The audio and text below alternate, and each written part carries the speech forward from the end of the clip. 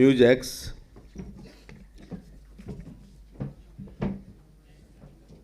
India news और इस programme में पधारे कार्तिकेय जी, ऐश्वर्या जी, भारतीय ओलंपिक टीम के खिलाड़ी और कप्तान रहे जफर इकबाल साहब, वो टीम जिसने भारत को पहला क्रिकेट का विश्व कप दिया और एक नई नर्सरी पैदा की, ऐसे मदन लाल जी,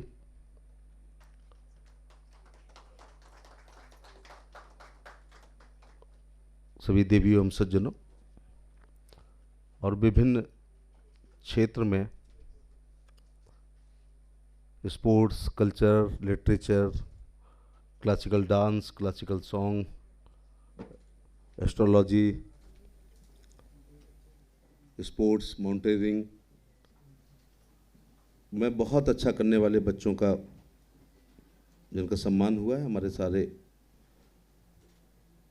बच्चे बच्चियां, देवी एवं सज्जनों, कार्तिकेय जी का आभार इसलिए प्रकट करना चाहूँगा कि आपको अचंभा होगा कि मेरे अपने, मैं चाइल्डहुड तो नहीं कहूँगा, लेकिन मेरे अपने टीन एज के जो हीरो थे और इतनी पब्लिक लाइफ मेरी होने के बाद मैं 6 बार एमपी और मंत्री रहा हूँ, पहली बार मेरे अपने हीरो मुझे मिले हैं मदन लाल जी और जफर इकबाल साहब। मैं नॉलेज की बात नहीं कर रहा हूँ, लेकिन मुझे आज भी याद है कि 75 वर्ल्ड कप जीतने वाले अजीत पाल सिंह, माइकल किंडो, रोड्रिग्स फिलिप्स, अशोक, गोविंदा, सुरजीत, शिवाजी पवार साहब, बलविंदर सिंह रेलवे, बलवीर सिंह, ये खिलाड़ी मुझे आज तक याद हैं। तो वर्ल्ड कप क्रिकेट वाले भी याद हैं, कपिल देव जी, तो श्रीकांत जी, तो मदन लाल जी, महेंद्र अमरनाथ साहब, कीर्ति आज़ाद जो मेरे साथ एमपी रहे, बलविंदर सिंह जी, रोजर विनी साहब, ये बिल्कुल मानस पटल पर अंकित हैं अपने काम की वजह से। मैं मदन लाल जी को बताना चाहूँगा, जब ये 75 हमने ओलंपिक जीता, फिर 80 का 75 वर्ल्ड कप और 80 का ओलंपिक, मास्को ओलंपिक, पूरे मेरे राज्य में टेलीविज़न नहीं था, मध्य प्रदेश में।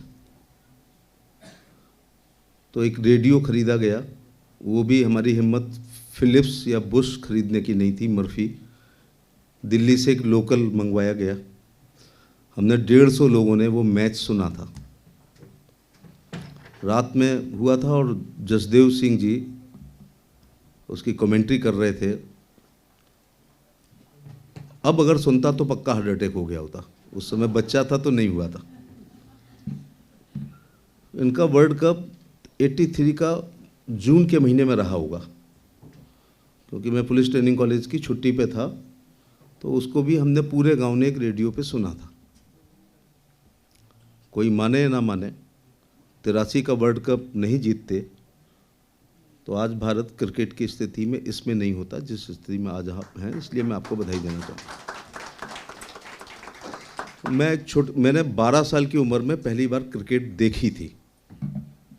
मैं एक छोटे से 32 घरों के गांव में पैदा हुआ हूँ, ईश्वर का धन्यवाद, ये छोटे गांव में पैदा किया तो भारत को मैंने समझा है। या इंडिया इंटरनेशनल सेंटर में ज़्यादातर लोग इंडिया वाले बैठे हैं, मैं भारत वाला हूँ। तो मैंने 12 साल की उम्र में क्रिकेट देखी ये खेली कैसे जाती है। तो मैंने अपना गांव छोड़ दिया, भाग गया और एक छोटे से कस्बे में जाके रहा। तो मेरे एक साथी ने कहा कल सुबह शाखा फील्ड पे आ जाना क्रिकेट। तो मैंने वहाँ पहली बार देखी, तो मुझे 3rd मैन पे खड़ा कर दिया, गांव से गया था मैं। कहा ये जो बॉल आए ना, इसको पकड़ना है, बाउंड्री के बाहर नहीं जाने देना, उधर का खिलाड़ी ना आए तो उस एंड पे फेंकना है, वरना विकेट कीपर पे फेंकना। 15 मिनट बाद आई, मैंने अपनी पूरी जान लगा के हीन भावना से ग्रसित गांव का बच्चा फेंकी तो वो विकेट कीपर के चेस्ट पे, वो उसने जगह नहीं छोड़ी तो उसको लगी और बेहोश हो गया। तो कहा कहाँ से इस गंवार को पकड़ लाया, अच्छी थ्रो पे गंवार कहा मुझे। अगले दिन मैंने अपने भाई से कहा मैं नहीं जाऊँगा खेलने। क्यों? ये खेलना तो कोई कठिन काम नहीं है, लेकिन इतनी अंग्रेजी, क्योंकि मैंने 6 में अंग्रेजी पढ़ी थी, कक्षा 6 में। जितने शब्द क्रिकेट में हैं दुनिया के किसी खेल में नहीं है। वो मिड ऑन, तू मिड ऑन पे खड़ा हो जा, मिड ऑफ पे खड़ा हो जा, स्लिप पॉइंट पे, उस पे वो हाउस दैट एम्पायर के हैं, मुझे समझ में नहीं आ रही चिल्ला क्यों रहे। फिर विकेट, फिर क्रीज, हजारों शब्द हैं। अब तो 5 साल के बच्चे को पता। तो मैंने कहा ये नहीं रट पाऊंगा, खेल तो खेल लूँगा, लेकिन हम देहाती बूटे फिर जो बात ठान लेते हैं उसे पूरा करते हैं। मुझे बाद में अपने कॉलेज का कैप्टन, अपने क्लब का कैप्टन बनने का मौका मिला। लेकिन हम उस ज़माने के हैं कि पढ़ोगे लिखोगे तो बनोगे नवाब, और खेलोगे कूदोगे तो बनोगे खराब। क्रिकेट के वाइट पैंट और वाइट शर्ट झोले में छिपा के ये कह के कि मैं ट्यूशन पढ़ने जा रहा हूँ या दोस्त के पढ़ने जा रहा हूँ, जाते थे जैसे कोई पाप करने जा रहे हो। मुझे बहुत खुशी हो रही है कि 5 साल के बच्चे के लिए उसकी माँ ग्राउंड पे जाती है, वहाँ बैठती है, पानी का इंतजाम करती है, ग्लूकोज का लाने का ले जाने का। ये बहुत अच्छी बात है, भारत बहुत आगे बढ़ रहा है। तो ये हल्का सा क्रिकेट का वो मेरे को याद है। फिर एक मैच देखने के लिए रायपुर में टेलीविज़न था, वीसी शुक्ला साहब सूचना प्रसारण मंत्री थे, तो पूरे मध्य प्रदेश में केबल टेलीविज़न रायपुर में था। तो एक होटल में किराए कमरे में इस बात पे रहे थे कि मैच देखना है। सर ये केम्यूज वाली टीम का 78 का मैच है, कानपुर में हो रहा था, रायपुर में हो नहीं रहा था। रायपुर में टेलीविज़न था, दिल्ली आने की औकात नहीं थी, मुंबई कलकत्ता मद्रास। तो अपने राज्य में जाकर के टीवी पे मैच कैसा होता है तब इन लोगों की शक्लें देखी। आप लोगों पे मैंने बहुत पैसा खर्च किया है, आपकी शक्ल देखने के लिए खेल खिलाड़ी खरीदता था। खेल खिलाड़ी, ये शक्ल ये हैं कैसे, हमारे हीरो की शक्ल कैसी है, मैंने दोनों टीमों का नाम ले दिया है। तो ब्लैक एंड वाइट मैगजीन होती थी, तो कितने सुंदर है मदन लाल, लेकिन दिखते नहीं थे उसमें इतने सुंदर। अब तो टीवी, कलर टीवी आया, कलर मैगजीन आई, तो हम लोग उस ज़माने से हैं।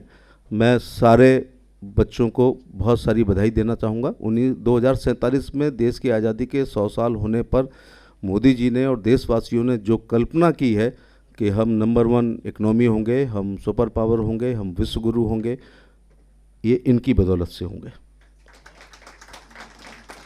मैंने बताया ना, अभी एक बार और रिपीट कर दूं कि कभी लगता मैं क्या करता रहा ज़िंदगी भर। चलो एमपी बनने के पहले तो केवल ये था कि बस नौकरी करनी है, अपने पैरों पे खड़ा होना है। आईएएस का भी फॉर्म भरते थे और चौकीदार का भी भरते थे, कोई चॉइस ही नहीं थी। जहाँ लग जाएगी भगवान का प्रसाद है, तनख्वाह मिलनी चाहिए, गुजारा करना है। ये नहीं थे कि क्या बनना चाहते हैं, वो तो कभी सोचा ही नहीं है। अगर मैं पंजाब मिल में बैठ के भाग गया होता 21 साल 22 साल की उम्र में, तो आप मुझे 75 mm पे भी देख रहे होते। तो नहीं, शूटिंग में बहुत इंटरेस्ट था, कारतूस नहीं खरीद पाते थे। 11 रुपए की लेदर की बॉल आती थी, मैच खेलते थे तो शर्त थी जो हारेगा जीतेगा उसको वो खिली हुई 25 ओवर की बॉल मिलेगी। अब बताइएगा, एक लेदर की बॉल के लिए, वरना कॉर्क से और आलू के ऊपर साइकिल के ट्यूब काट काट करके बॉल बनाते थे।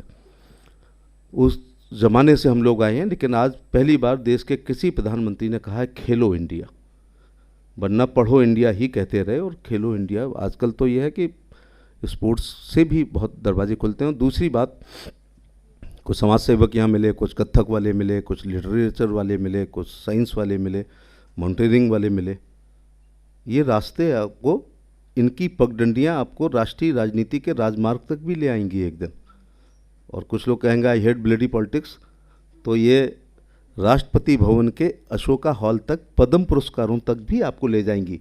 मैं गारंटी के साथ कहता हूँ, मैं रहूँ या ना रहूँ, लेकिन ये जो आज 15-20 बच्चे हैं, आप देख लेना, ये एक दिन राष्ट्रपति भवन के पद्म पुरस्कारों, क्योंकि पद्म पुरस्कारों की परिभाषाएं भी मोदी जी ने बदल दी हैं। पहले हम 10-5 MP लिख देते थे, पा जाता था। यूनो करके अंग्रेजी बोलने वाली हैं, LV का पर्स रखने वाली हैं ना, और एलीट का ही क्लेम था। मैं 3-4 साल से राष्ट्रपति भवन जा रहा हूँ तो पैरों में चप्पल नहीं है, लेकिन पद्म पुरस्कार पा रहे हैं, क्योंकि पता चला उनने साहब 10,000 पेड़ लगा दिए हैं, उन्होंने इतना गरीबों की मदद की है, तो किसी ने पर्यावरण पे इतना काम किया है। तो अब अगर आपकी खुशबू है तो मैं गारंटी ले रहा हूँ कि वो राष्ट्रपति भवन तक और प्रधानमंत्री कार्यालय तक ज़रूर आएगी। और ये सारे बच्चे जब इस उम्र में ये कर रहे हैं तो मुझे तो कोई अचंभा भाई नहीं हो रहा है, क्योंकि अभिमन्यु वाला देश है ना ये हमारे सुखदेव महाराज जी ने 11 साल की उम्र में भागवत पढ़ी थी, तो अभिमन्यु ने चक्रव्यूह को तोड़ा था। तो वो तो संस्कार आजकल बंद हो रहे हैं, गर्भावस्था संस्कार से लेके पट्टी पूजन संस्कार से लेकर के जनेऊ संस्कार से लेके जो हुआ करता था अन्नप्राशन संस्कार से लेके वो धीरे धीरे थोड़े से बंद हो रहे हैं। सभी लोगों को बहुत सारी बधाई। और ये सब मुझे जो क्लासिकल डांस सॉन्ग तबला वाले इसलिए और ज़्यादा अच्छे लगे। आप भारत की सभ्यता, संस्कृति, धर्म, आध्यात्म, गीता, पुराण, महाभारत, उपनिषद, ऋचाएँ, लोक नृत्य, लोकगीत, लोक संगीत, शास्त्रीय गीत, शास्त्रीय संगीत को अक्षुण्ण बनाने का काम कर रहे हैं। पश्चिम की सभ्यता बहुत तेज़ी से हमारे देश में घुस आई है। हमारे बच्चों को हैरी पॉटर पता है, टॉम एंड जेरी पता है, मिक्की माउस पता है, लव कुश पूछने पे गूगल करते हैं। तो महाभारत पे आपने लिखा, मुझे बहुत अच्छा लगा। घर में तो नहीं महाभारत होती है, उसकी वजह से लिख दिया। खैर, तो सबको इनाम। ये अवार्ड को ट्रॉफी शील्ड में मत देखो, ये तो उत्प्रेरक का कार्य करती है। मेरी 9 साल की उम्र में, हर बार मुझे कहना पड़ता है, 9 साल की उम्र में मेरे प्राइमरी के टीचर ने अंताक्षरी प्रतियोगिता में मेरा नाम लिखा दिया।